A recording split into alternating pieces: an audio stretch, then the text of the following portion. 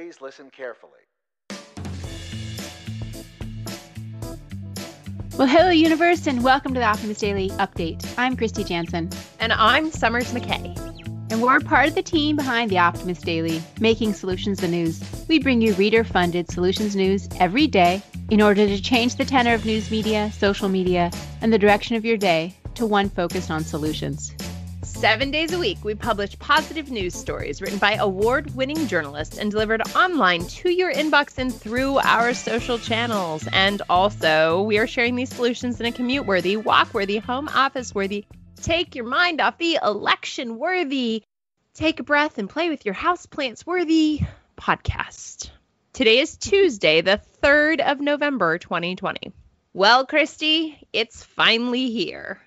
Election day. Yep, but it's been election season, and we really probably won't know anything tonight anyway. So Let's just take some breaths and stay centered in our positive mental space as much as we can. Yeah. And just focus on what's going right in the world. So 8 years ago today, actually, I was in Las Vegas canvassing for President Obama. And because I am bilingual, I was able to canvass in neighborhoods that needed bilingual communication. And it was actually kind of early and revolutionary in this time. And what was also a big deal was that we were using social media. And I posted a post about wondering whether or not in the future our social networks would be of more value, input, or effect than knocking on doors. And I saw that this morning. And it was just, I've been in this game for a long time, right? Social media and communication and how we use social media to affect change.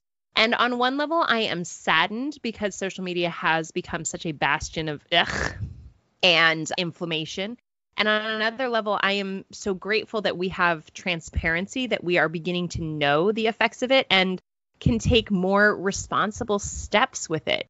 Everyone, if you're on social media today, just be gentle with yourself, be gentle with the reactions that you have, and try to share something good. Pick one good story from the Optimist Daily and make that your share today.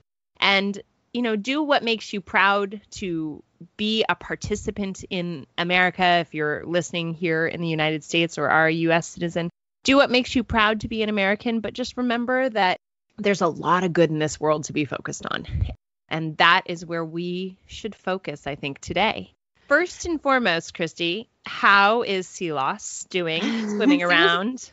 He's doing wonderfully. And in fact, he is blowing bubbles, which apparently is a really good sign of a happy fish. Yes, a beta when they're blowing bubbles and they make their little bubble nests. So what he's doing is he's waiting for a lady friend to come put eggs there. Yeah, he's going to have a long time to wait for that, but It's kind of fun to watch him blow bubbles. You're not going to be breeding betas. That's not going to become your new COVID pastime. Although that's not a bad idea. Maybe I should get into that because COVID pastimes are kind of fun. Yeah. Well, I think we're going to talk about COVID pastimes this weekend on the Emissary Distributed Optimist View. We have a pretty exciting video, so we'll talk more about that later in the week. But if you're not yet an Optimist Daily emissary, become one and you'll get the view. Yeah. What articles on the Optimist Daily shall we chat about? Well, the one that I'm going to highlight today, the headline reads, "This school district is keeping snow days alive so that kids can be kids." And this is in the education section. This article just really struck me and made me think about how important it is for our children to not just get focused on learning, but also on experiencing the world in a fun, playful kind of way. In this time of distance learning, and the whole education world is topsy-turvy with our shutdowns and lockdowns and school closures, it's a bit of a challenging time, as we all know. In the past, heavy snow days in some parts of the country would happen quite often. And what it usually means is that school is canceled for that day because you can't drive. If it's a super heavy snowstorm on a weekday, it's just a nightmare for anybody trying to commute. So it's just best to stay home. And for kids, this is like fun. You get to play in the snow and get cozy with books and watching videos, hot chocolate. That's like the typical idea of what a snow day is. Of course, if you have a parent who has to go to work, it can be a real pain to manage that. But in this recent period of time, with distance learning becoming more and more accessible, and now that so many schools have actually just closed for entire semesters, we know it is possible to have distance learning. And some school districts are saying, okay, so snow days are not really a thing anymore. On those days, we'll just move to all remote learning and have everybody just dial in through Zoom or Google Hangouts or whatever the technology is at your particular school district. But there's one district in New Jersey, among many others, but Bergen County, that has about 3,000 students, and they are promising they're going to keep this pre-COVID tradition alive so that when it is actually really snowing, they're not going to make the kids tune into their Zoom rooms or head out to the school, because they recognize there's something important about having those kinds of breaks, which are just supportive of children being kids being kids. Mm-hmm.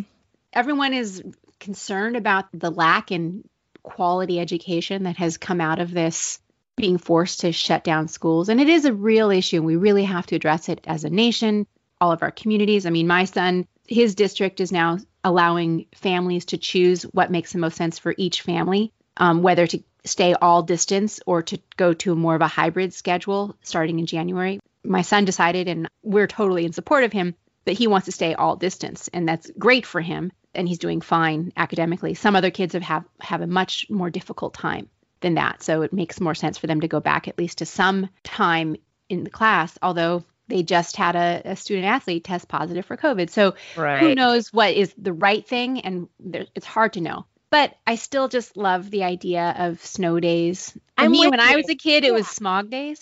Because we didn't have really smog days. You were in California?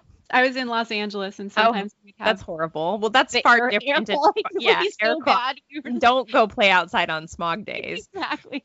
But, I grew up in Colorado, and snow days were magic, right? Just absolute magic. And I left Colorado before I went to junior high and high school, so I really only know them as a primary education student, but they were just magic. I mean, that's when sledding happened, and yes, sometimes that's when you had to shovel the driveway, but even the hard work of shoveling the driveway was part of the magic of snow days. And we lived at the very bottom of a very long hill, and so the snowplow would come through and just like pack all the snow directly in front of our driveway and your door. Exactly.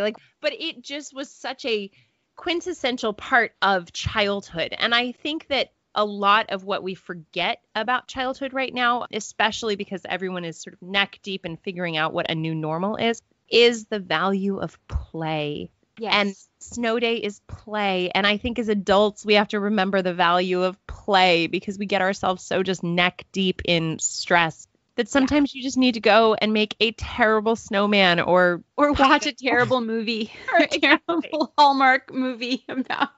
Oh, almost the season. I can't wait to start decorating. So yeah, this story is lovely. And I just think that I'm really glad you picked it.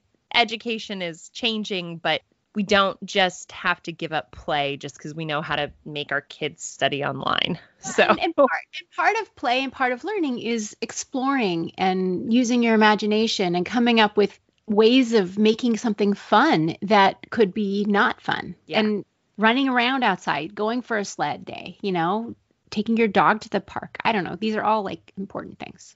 I really think they are, and this is a very fun story. Now, I have another fun story that will cause some cravings for some people. Yeah. In fact, I read it this morning, and the first thing I thought was, I want a burrito. So find out from Chipotle how your burrito impacts the planet with their new tool, reads the headline, more or less. So back in October, we wrote a story about Panera Bread introducing a new label to their menus to show you food items have low carbon footprint. Kristy talks all the time about matching pricing strategies to environmental impact as well as caloric value or health impact. And Chipotle has introduced this sustainability tool that allows customers to view the environmental impact of their burrito. Now, Chipotle works very hard in sustainability.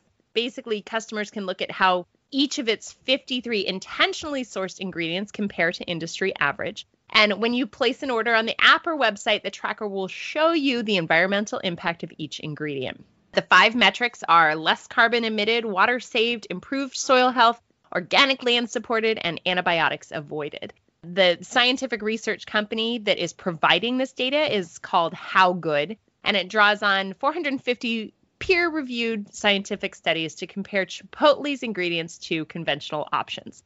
So, two things that I love about this story. One, we order from Chipotle because we have a Chipotle right around the corner, and there is debate on how you pronounce it. I sometimes just go with Chipotle because I know that's wrong and no one will argue with me. It depends on where in the country you live, I suppose. Exactly. So Chipotle is, and then the second thing I love about this is now it's going to make me even pick like the least environmental impact but most delicious possible ingredients for my burrito bowls. Go with beans over chicken or steak, right? Well, exactly. I mean, and generally, as many of you know, I try to eat a more plant-based diet, but I do occasionally have beef, actually, which I don't do a lot of chicken, but my daughter does eat a fair amount of chicken just because it's a simple source of protein for her. And so now I just feel so much better about my ordering takeout. And I don't know, I may actually order for Brennan and I from Chipotle tonight because it's just she and I at home tonight.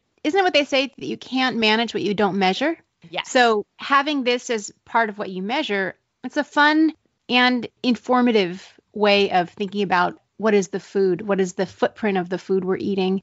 Just like what I always like to say is it would be great if we could price food based on the caloric and nutritional value as opposed to, other stuff. Like, I don't know, I wish that Skittles were priced appropriately for what they do to your body. Compared to like strawberries, Which... Now, this is all coming from the woman who, before we recorded this, admitted she is still like halfway through a bag of Halloween candy. So could have been a very expensive bag. Yeah, I agree that we have to just think more about impact in our food as opposed to efficiency. As parents, we can certainly lead by example for our kids and just talk about cost differently. What is the cost of strawberry, And certainly we have amazing strawberries where I live, but the cost of a strawberry is far less than the cost of a Skittle when it comes to all of the things that really matter as far as health, wellness, and sustainability. So anyway, burrito time. Can I have a burrito for lunch and dinner? Whatever works for you, Summer. As I said, I've been like eating my feelings for the past week. So anyway. We have some pretty funny, fabulous other headlines to distract yourself today on the Optimist Daily. What else do we have? Well, so the headline, which was just such an iconic image, the headline reads, "Bizarre whale sculpture saves Dutch train from falling off the tracks." And you guys have to go to the website and actually look at this because there's this massive whale sculpture which happened to be right near a bend in a curve on a track near Rotterdam, where a train jumped the tracks and was flying off, and it was stopped by this whale's tail. And coincidentally, the whale sculpture is called Saved by the Whale's Tail. So I just love this story. You got to go look at that. What I love about this, so Kaylee, our director of marketing at the Optimist Daily, said that 2020 is like a bizarre fever dream. Yes. And I think this plays perfectly into the fever dream story that we've got going on. And it's making the rounds out there. I saw it on some other news sources as well this morning. So New Zealand PM has appointed its first female Indigenous foreign minister. And this is just an important recognition of an Indigenous voice on the world stage. Calm your breathing stress with this simple breathing exercise. And this is a way of... calm your election stress. Oh, yes. Calm your election stress. Clearly, I'm not breathing enough today, Summers. Yes. Calm your election stress with a simple breathing exercise. And this is what I said yesterday that I wanted to do today if I was overly stressed, is just breathe and remembering to breathe. And so this gives you some tips on how to breathe in a way to evoke calmness, which is really important. I'm taking deep breaths and I realize I'm weirdly breathing heavily into the microphone. Okay. There's a headline about 2 more states that may join Maine in implementing ranked choice voting. That is a possibility of giving a little bit more, not such winner take all types of voting, and it'll also allow third-party candidates to have more of a say, possibly. 6 ways to thrive when everything feels negative. All good, important tips. Make your bathroom more sustainable with these 9 small changes, that's a great list of things to do. I'm already do not use bath gels anymore. I'm just using bar soaps now. Yeah, bars is important. There's an article about scientists sending drones into the plumes of active volcanoes. That's a great little article. There's a bridge in Montreal made of 70,000 recycled glass bottles, repurposing waste in a positive way. And that's it for the Optimist Daily's headlines today. Well, Kristy, which article are you going to share on social? I think I'm going to share 6 ways to thrive when everything feels negative. That's the one I'm going to share because I think people need it today. Which one would you share on social? Probably snow days. Well, snow days, but I might also share about how to breathe to calm election stress. That's just so important. People forget how to breathe. And we forget to breathe, but if we do it with mindfulness, it can actually, you can help regulate your blood pressure even. Well, so in an act of self-care and breathing through it, we are going to reserve the right to skip recording the Optimist Daily Update tomorrow, just in case we all have a late night or don't feel like it in the morning. However, we might surprise you and wake up and just want to connect and share. So if there is no Optimist Daily Update tomorrow, don't worry. We're fine. We'll see you on Thursday. Yeah. Declaring our own snow day, right? Exactly. We might declare an Optimist Daily snow day tomorrow. Perfect. But in the interim, everyone, thank you for listening to the Optimist Daily Update. We promise to continue to share positive solution-based stories with ideas on how you can participate in this changing world and ensure it is changed for the good. We promise to cover current events with accuracy, legitimate sources, and offer you the information needed most to chart new paths for all of us. And please consider becoming an emissary on theoptimistdaily.com. And for just $5 a month, support reader-funded independent journalism, be a part of the solution-changing consciousness and addressing our world's biggest challenges with a problem-solving mindset. Let's keep the Optimist Daily free for all who need it, supported by those of us who can. Thank you so much, everybody, and we will be back soon. Eventually. Probably. After burritos.